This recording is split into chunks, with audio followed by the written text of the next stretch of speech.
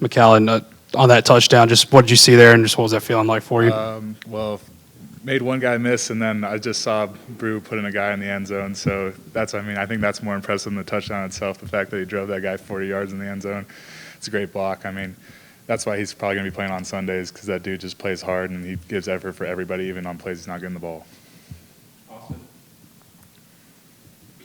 When we taped Vol Club Confidential last week, you said that Jacob had been on you about, what kind of touchdown celebration you were going to do. What was that? There's a TikToker that does the little jig thing, and my girlfriend always brings it up, and that's kind of what was on my mind when I did it.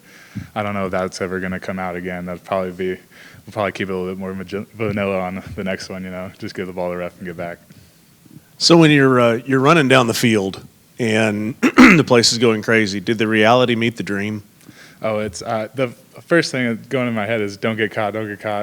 And then when I got in the end zone, it's crazy how much energy and excitement. So it was awesome.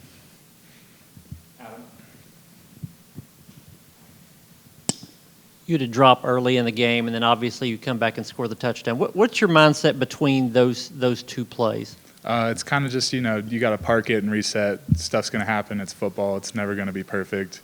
So you just kind of have to move on to that next play mentality and just come back.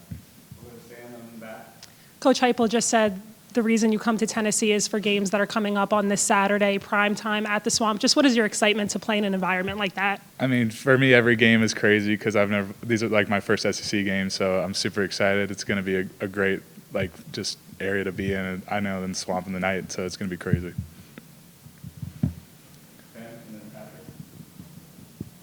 Coach Heupel has talked after the past two games about the offense needing to get in a more of a rhythm earlier in the game. How do you feel like the offense can get into a rhythm earlier in the game?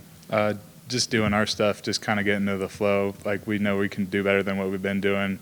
So it's just kind of just going back to the details and just getting back to it at practice and knowing who we are, building that confidence back up.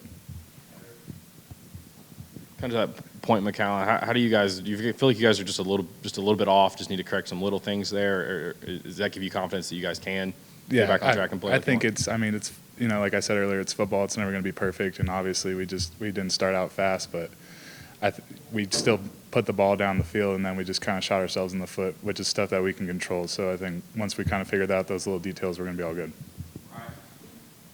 Heupel told us last week how Dylan Sampson started the offseason not on the leadership council, but they added him to it in the summer. Just kind of what type of leadership qualities have you seen from him?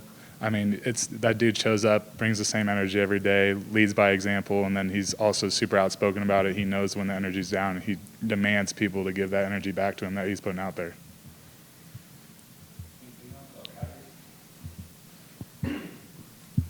Yeah, when you came here, I'm sure you're excited to play at Neyland Stadium. You're also excited to play in some places in the SEC. Being a California guy, did you watch games at Florida? What does that atmosphere kind of look like, and were you excited to play down there and see it?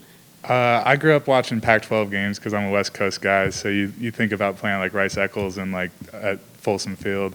So coming to the SEC and seeing the stadiums here, when the first time I saw it in Neyland, I was like, oh my goodness, this makes Memorial Stadium at Cal look tiny. So I'm pretty excited to go down to Gainesville and play.